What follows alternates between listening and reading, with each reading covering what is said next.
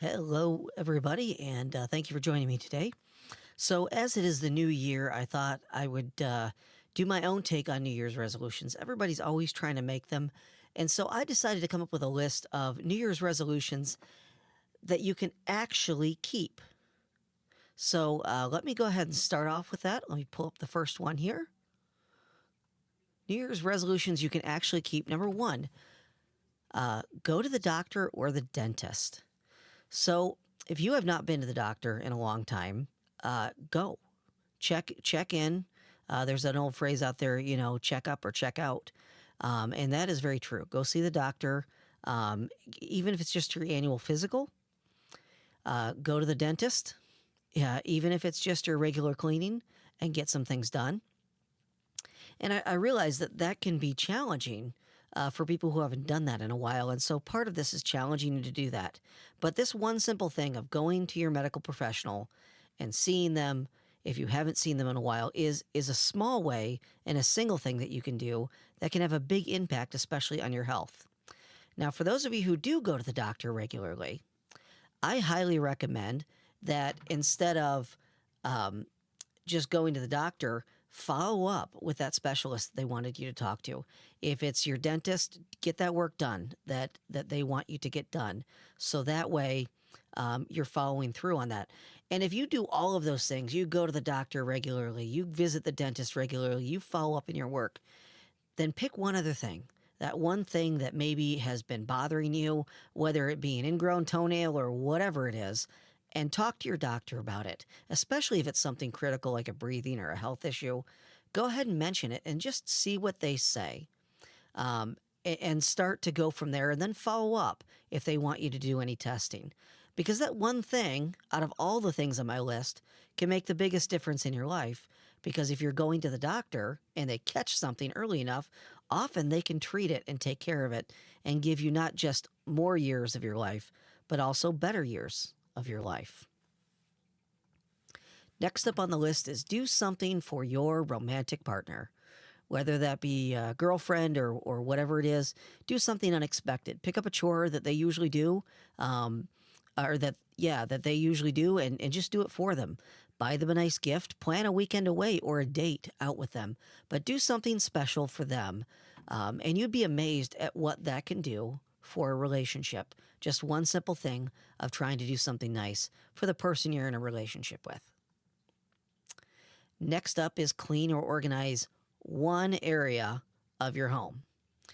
Now, we all have areas in our home that we want to clean and organize, whatever it may be, whether that be a closet or your workshop or even your car for that matter. Go out and clean your car up because you're in your car so much and it would feel better to have a cleaner car. Go ahead and get that done. One example that my wife and I actually did is we cleaned out her closet. She got some new luggage for Christmas. We had to get rid of the old stuff. So we went through all that and then we put it all back in and it was nice and organized. Another great area to do that with, take a look at your spice cupboard and go through anything. And if things are expired, it's time to move those things out. You'd be amazed at what cleaning one area can do to make your whole life better and more organized. And then when you walk by that area, it's easier to use. For me, it would probably be clean up my shop a little bit. There's always something that needs to be done out there, going through various bins and whatnot and organizing and cleaning out and doing those kinds of things. So pick one area of your home and clean that one area. Next up, we have start a new hobby or clear out an old one. Boy, this one's a tough one because we all have those hobbies that we used to do and really got into. We wanted to get into drawing and we bought all those books and everything, and then it just kind of fell by the wayside, or whatever it may be. You know what? If it's something that you're not doing anymore, clear it out, and then it makes room for a new one if you want it to. Or start a new hobby. Pick the one thing that you've always wanted to learn how to do. Play the guitar. If you want to read books more often, something like that. Just pick something and either clear it out or go ahead and start a new one. Next thing, and I kind of alluded to this in the last one, read or listen to one book. Now, for me personally, I'm a big fan of audiobooks. So when I say that I read books, it's generally done via audiobook. I have a couple of apps that I use, and I download a book and I'll listen to it when I'm driving, when I'm doing chores around the house, just when I want to do something to kind of take my mind off it. If I'm mowing the lawn, I don't need 90% of my brain. I can use that 10% to keep the lawnmower straight and then use the rest of it to enjoy a good audiobook. And if you're wondering whether or not you should do a fiction or a nonfiction book, either is fine. If you haven't read any book in a long time, pick that one book that you hear everybody talking about or that you've always wanted to read and give it a shot. If you are someone who reads only fiction books, pick up a nonfiction book. Give it a shot. And if you are someone that reads only nonfiction books, go ahead and indulge yourself and read that book that was maybe made into a movie that you've been wondering about a little bit more of the story. All of those are excellent ways, and whether you're reading them or you're listening to them on an audiobook, those will all make your life a better life. And the reason why this is something that lasts is because let's say you read an informational or self-help book and you learn one new thing, one thing about yourself. You will have that one thing the rest of your life. You will know that you will have that knowledge moving forward. And so if you read that book, it will help you out. And of course, it could spark the desire to read some more down the road as well. All right, next up on the list, we have learn a new skill. This is a great one too. For me, I kind of group this together with hobbies and skills. They're kind of the same thing for me. But, if you've always wanted to learn how to weld, go take a welding class. If you have always wanted to learn how to sew, hey, go learn and sew. There's a lot of people that sew, and that would be a great new skill to learn. And the reason why this is lasting for you is because when you learn that new skill and you have it the rest of your life, you are going to utilize that skill over and over again. Let's just say you don't know how to change the oil in your car. Now you can change it every few thousand miles and you don't have to take it in. So that's a skill that you can learn that will help you out in the long run. It will also help you understand your car a little bit better and maintain it a little better. Welding is another one, any kind of trade. But there's a lot of other skills. Many people have a professional job, and there may be a new skill that is related to your work that you want to do. For therapists, something like play therapy or learning about EMDR. Those are all things that you can do to learn a new skill, whether it be for your personal well-being or for your job. Learn a new one. There's plenty of options out there. All right, next up we have visit a place you have never visited. And the great thing about this one is it doesn't have to be very far. It could be a restaurant down the street that you've always wondered about, or it could be another country. Whatever it is, pick a place that you have always wanted to see and go there. And this is a lasting thing because you will always have those memories with you the rest of your life, and you will have always enjoyed doing it. So pick a place you've never visited and go there. Next up on the list, this probably, in my opinion, next to maybe going to the doctor or the dentist, this is probably the hardest one. Contact a family member or a friend that you have not talked to in a while. There could be many reasons why you haven't talked to them. Maybe you need to make amends. Start there. Maybe it's just a friend that you just haven't had the time to go out and do something with. One of the people I work with told me that her New Year's resolution, so right from the list, was that she had a group of 3 other female friends that they were all mothers. They all had kids around the same age. And their goal was they were going to go out once a month, every month for this year. And I thought, what a fantastic goal that she has. She can enjoy that. She can enjoy her time. She can rekindle those friendships.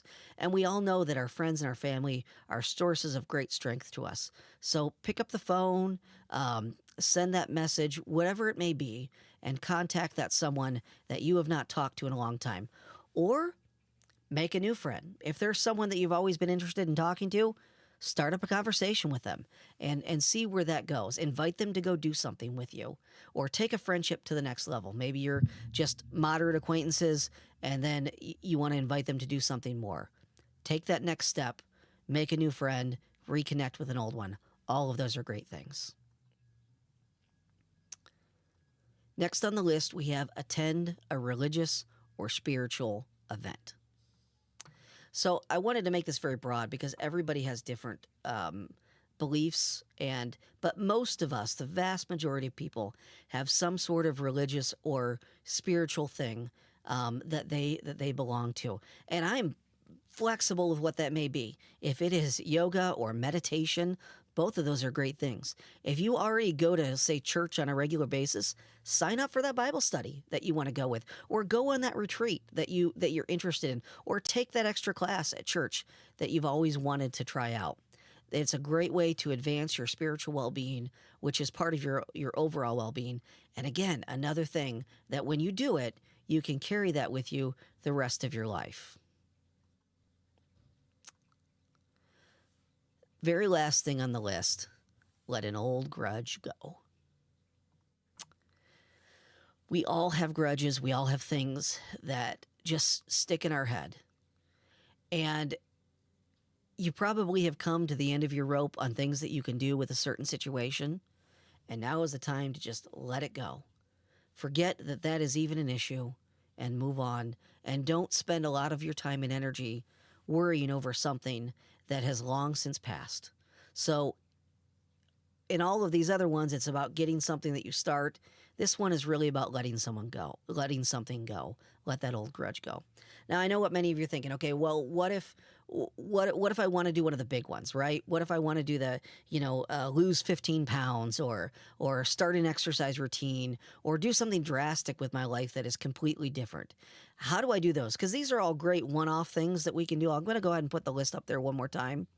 Go to the doctor, do something special for a partner, clean or organize, start a new hobby, listen to a book or read a book, learn a new skill, visit a place you've never visited, contact a family member or friend that you haven't talked to in a while, attend a spiritual or religious event, and let an old grudge go. All of those are one-time things that you can do that will make your life better. But what if you want to make that lasting change?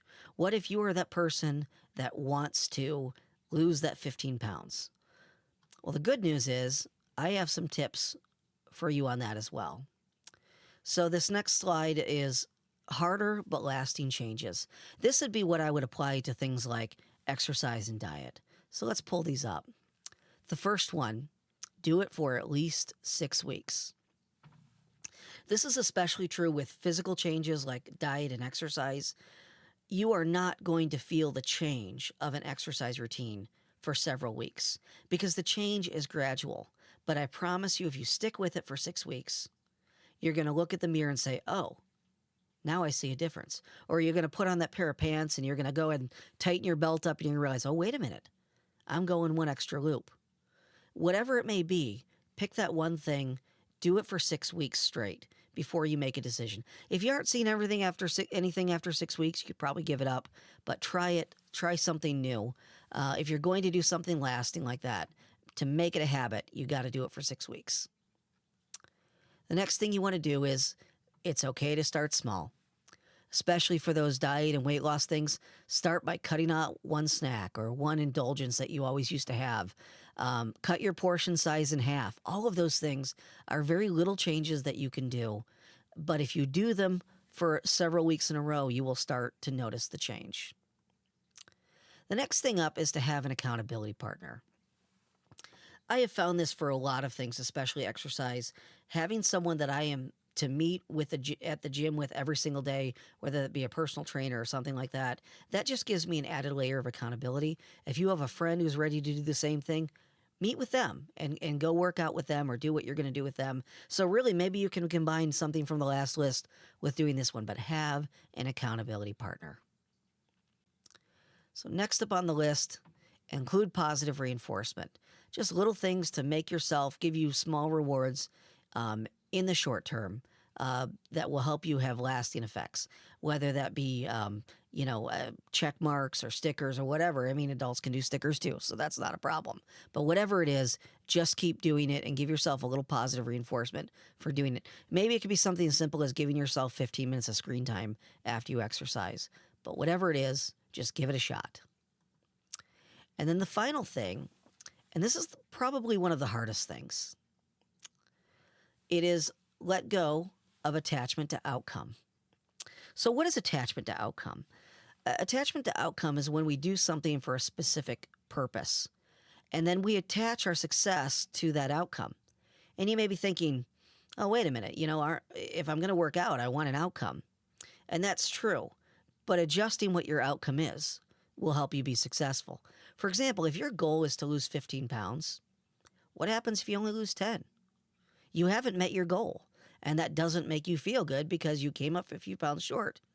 So letting go of that specific, I'm going to lose X amount of pounds. And by the way, the number on the scale is probably the worst way to measure your health anyway. We've all seen pictures of two people, and one of them is this fit, trim, professional athlete, and it says 6'2", 220 pounds. And then the next picture is this older person that is very overweight, and they look like they're out of shape, and it says 6'2", 220 pounds. And you're looking at him, you're like, how are those guys, how do they weigh the same thing? And the reality is that muscle is far more dense than fat. So if you have a lot of muscle, you're going to look thin. I mean, you're going to gain weight and bulk up. It's why men don't lose weight. We gain muscle. And so the number on the scale is not going to be an indication of how you are actually doing. What you see in the mirror and how you feel about what you're doing is what's going to matter. And you can do that every day. So another great way to let go of attachment to outcome is making a smaller outcome.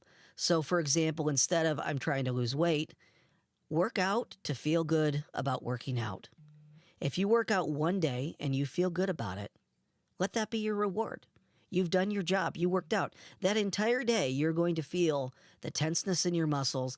And generally, most people, even if they had a hard workout and they ache a little bit, it's a good ache. They feel good about themselves. And so let that be your reward. Just do the thing that you need to do and let that be the reward in and of itself, rather than making it attached to some sort of specific outcome. So those are my ways. I'm going to go ahead and put it back up. Those are my ways of making lasting change. Do it for 6 weeks. Start small. Accountability partner. Positive reinforcement. And let go of attachment to outcome. Those are all helpful to you if you want to make those lasting changes. So I hope you found this video helpful. Make sure that you like and subscribe. We're going to try to put out one video every week, and I look forward to hearing your feedback on the future videos. Thanks. Bye.